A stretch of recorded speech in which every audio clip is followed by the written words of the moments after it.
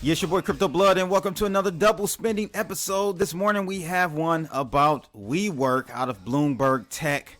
Man, they're laying off. Actually, they started laying off people this week.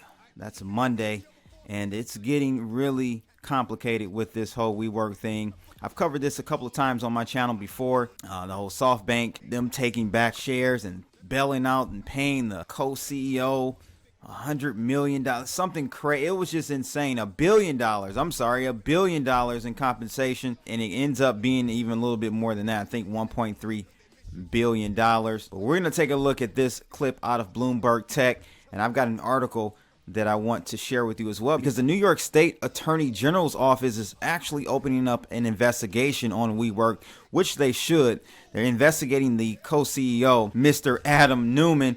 So let's first take a look at this video. What do we know about these layoffs and where it fits in really to their broader strategy of sort of slimming down, if you will? Yeah, it's an effort that's been going on in small bits and pieces here and there, but it sounds like based on this new memo that Executive Chairman Marcelo Claure sent out to staff this morning, it's going to start, quote, in earnest in the U.S. this week. So they had already been starting to have maybe some layoffs overseas, and then there had been some cuts in side businesses such as Meetup and other side businesses that Wework owns. But this seems like maybe this week is going to be the big time. So they had actually originally scheduled an all-hands meeting for Tuesday, and another part of the memo says that actually that meeting is going to be moved to Friday in order to, I think, give time for all the job cuts to sort of percolate through the company this week. And then on Friday, they expect Marcelo to give an update on the 5-year plan of the company.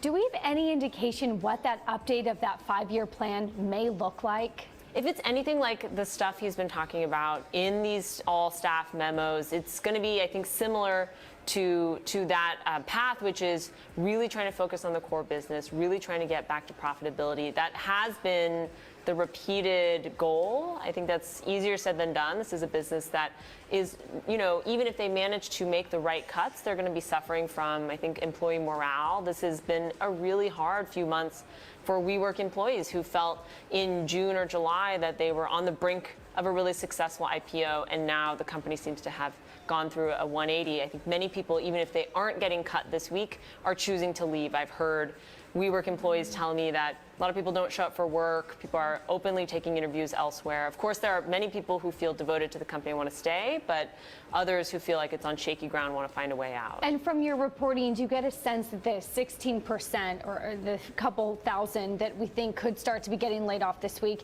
is that within Wework, the office sharing business specifically, or does that also include some of those other side businesses that you were talking about? It's probably going to include side businesses. I think that total number is going to be up to a little massaging. There are going to be some companies or side companies within Wework that are probably expected to shut down, and most of those employees will leave. It also gets a little complicated. For example, many of the cleaners at Wework were in-house employees for many years. These were called community service associates and other titles such as that.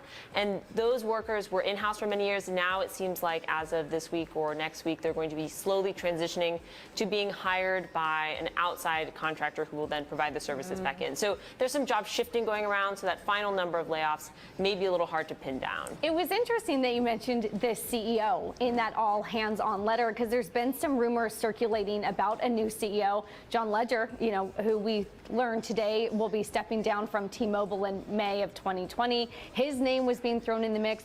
Why the CEO shakeup after they had just ousted Adam Neumann? So they have these two co-CEOs, Artie Minson and Sebastian Gunningham, who stepped in after Adam Neumann left.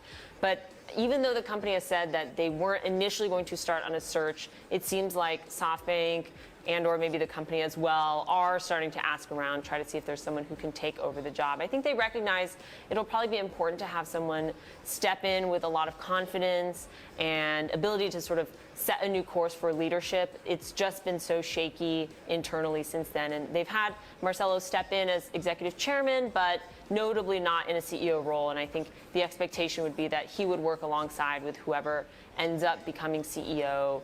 I'm sure that this is a search that weighs heavily on the minds of the board and executives at Wework, trying to find the right person who might be able to lead them out of this tumultuous period. Very interesting video there. And if it needed to get any worse, they're just cutting back everywhere in Wework. I mean, down to the whole honest base snack and drink kiosks. I don't know if you guys ever really been into Wework, but they're cutting that out even. So it's getting really slim pickings for Wework, more so for the employees at Wework. I feel pretty bad for them, to be honest with you. Very great culture that was built over there, but it was built on a house of cards. It was built on them running $1 billion loss, I think, every quarter. It may have been every year, but I believe it was every quarter they were losing $1 billion. So yes, of course, the atmosphere and everything is going to be all fluffy and carefree when you've got the print press over at SoftBank funding this fiasco. And this thing reverberates all the way across the world. People forget that Wework is a global company. They've got locations all over the world, real estate all over the world. So this is going to have a worldwide effect on real estate in commercial, very high and expensive commercial areas. And it says one of Vancouver's largest real estate tenants, Wework, is in turmoil after ousting its CEO, indefinitely postponing its initial public offering, of course, laying off workers and watching its market valuation plummet. But the company's troubles could affect the 678,000 square feet of Metro Vancouver office space that CBRE counted the co-working space company as either occupying or intending to occupy. WeWork occupies space at these 5 locations, or actually 6, 555 Burren Street. We've got 595 Burren Street, 333 Seymour Street, 215 Main Street, and 6060 Silver Avenue, the site of the Station Square building. And then we have 450 Southwest Marine Drive. The largest of the sites that WeWork has announced plans to occupy comprises of 170,000 square feet at Bentel Green Oaks future B6 Tower. This is not even built yet, likely to be completed in the second quarter of 2023. WeWork has also announced plans to occupy space at 1045 Howe Street and at 4622 Brentwood Boulevard, which is part of the amazing Brentwood development. And in 2017, it announced plans to take the upper floors of the Hudson's Bay building at the corner of Granville and West Georgia Street. An occupation would be contingent on extensive renovations. However, it does not have a lease in place at that site. But the larger problem is, people, that this unprofitable company needs investment capital to expand and perhaps to even survive. And so if WeWork does try to get out of these lease commitments, good news for the company is that Vancouver has a hot commercial real estate market. And I have to interject and just say, for right now, the process for the company would be to try to find sublease tenants. The process would be to first find the tenant and then go to the landlord to get approval for the sublease. The landlord could theoretically reject the subtenant or tell WeWork that it will tear up WeWork's lease and sign the subtenant to a new head lease. So it's just complicated, and Vancouver is just one example, guys, of what's going on all around the globe, from London to Toronto, Vancouver, as I've stated, Montreal. I mean, the list goes on and on, even in cities like Cape Town and Johannesburg. So this issue could really reverberate across the globe and cause major issues if they're not able to continue to get this funding for a business model that never had any idea on how to make a profit. And as if WeWork needed any more trouble, New York Attorney General office is reportedly investigating WeWork. It says that WeWork is reportedly being investigated by the New York State Attorney General's office, according to Reuters. The NYAG's questions include if WeWork founder and former CEO Adam Neumann engaged in self-dealing. WeWork is headquartered in New York City. A company spokesman said in an email that we have received an inquiry from the office of the New York State Attorney General's office and are cooperating in the matter. The New York State Attorney General's office had no comment. And this comes less than a week after Bloomberg reported WeWork is the subject of a SEC inquiry into potential rule violations related to its canceled IPO. WeWork's parent company, the We Company, announced on September 30th that it was withdrawing its S1 filing for an initial public offering. So, man, this is This is a hot mess. I'm telling you, this is a hot mess. And again, you know, Mr. Adam Neumann walked away with like $1 billion. Insane. This is crony capitalism.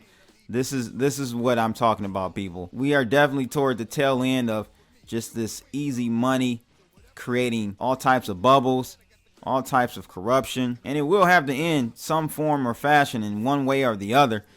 How? I have no clue, but you should definitely be alert to these types of events, because hell, this could be the black swan. You never know. You know, we never know where the next black swan will appear. So you just got to keep your eyes peeled and your ears open. If you found this video informative and you like that thumbnail, make sure you click the thumbs up, subscribe to the channel, and also share this video. It's your boy Crypto Blood, and that's the double spin for this morning.